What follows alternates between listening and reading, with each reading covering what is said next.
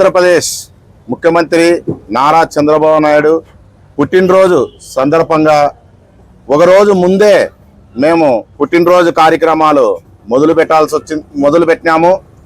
ఎందుకంటే మహానుభావుడు ఆయన ఎప్పుడైతే మనకు ప్రజాప్రతినిధిగా వచ్చినాడో ఎన్నో కార్యక్రమాలు ఆయన నుంచి బడుగు బలహీన వర్గాలైతేనేమి బీసీలే పెద్దపీట వేసి బీసీలు అనేక పదవుల్లో మొన్న టీడీపీ కమిటీ రాష్ట్ర కమిటీలో కూడా బీసీలకు ప్రాధాన్యత ఇచ్చిన ఘనత చంద్రబాబు నాయుడుదే దక్కుతుందని చెప్పి ఈ సందర్భంగా నేను తెలియజేస్తున్నాను. ఎందుకంటే ఉమ్మడి రాష్ట్రంలో కూడా అనేక మందికి 95లోనే అప్పుడే విజన్ 2020 తీసుకొచ్చి ఈరోజు హైటెక్ సిటీగా ఎంత నాంది పలుకుతుందనేది కూడా మనం గమనిస్తున్నాము. ఈరోజు కూడా అమరావతి ఆంధ్రప్రదేశ్ అడుగులు ముందుకేస్తున్న నారా చంద్రబాబు నాయుడు ఆ విధంగా ఎంతో మంది వేల కోట్ల రూపాయల పెట్టుబడులతోనూ లక్షల మందికి ఉద్యోగాలు అనేక పరిశ్రమలు కూడా రాయలసీమకు నీళ్లు ఇచ్చి రాయలసీమ మెగా హబ్బుగా తీసుకొచ్చిన ఘనత తెలుగుదేశం పార్టీ నారా చంద్రబాబు నాయుడికే తగ్గుతుందని చెప్పేసి ఈ సందర్భంగా నేను తెలియజేస్తున్నాను. నారా లోకేష్ యువగలం దారగుండా ఎంతో మంది పేదలకు రైతులకు అనేక హామీలు ఇచ్చి ఆ హామీలు ఒక్కోటి నెరవేరుస్తున్న ఘనత నారా లోకేష్ బాబుది. ఈ విధంగా తండ్రి కొడుకు ప్రజలకు ఇట్లా సంక్షేమాలకు ఇటు కార్యకర్తలకు సమాన పద్ధతిలో ముందుకు తీసుకెళ్తున్న మహానుభావుడు పుట్టినరోజు జరుపుకోవడము మాకు ఈ రోజు చాలా గర్వంగా ఉంది, సంతోషంగా ఉంది. ఆ తెలుగుదేశం ప్రభుత్వం కుటుంబంలో మేము రాష్ట్ర కార్యదర్శిగా పనిచేస్తున్న చాలా గర్వంగా ఉంది, సంతోషంగా ఉంది.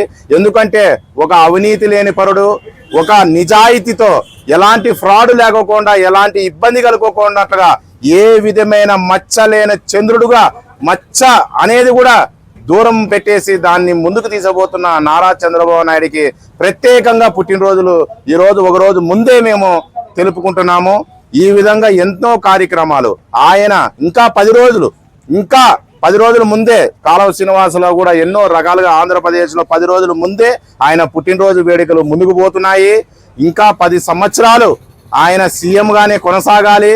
ఎందుకంటే అట్టడుగులు ఉన్న ఆంధ్రప్రదేశ్ని విభజించిన కాంగ్రెస్ పార్టీ ఆ రోజు మనకి కట్టుబట్టలతో విడుదల చేసేసింది.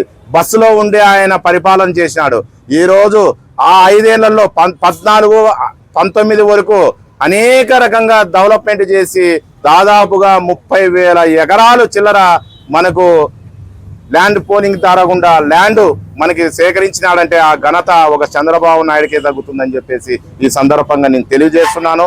మళ్ళా మనకి ఒక సైకో ప్రభుత్వం వచ్చింది. 19 నుంచి 24 వరకు శ్మశానం అన్నారు, అమరావతిని నాశనం చేసేశారు.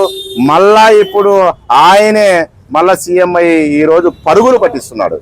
అందుకు మన రాష్ట్ర ప్రజానికానికి రాష్ట్ర ప్రజలు కూడా అనేక విధాలుగా సంక్షేమ పథకాలు అయితేనేమి ఈరోజు పింఛను 4,000 రూపాయలు ఇచ్చి ఆయన పెద్ద కొడుకుగా ప్రజలకు నిలిచిన ఘనత చంద్రబాబు నాయుడికే తగ్గుతుంది.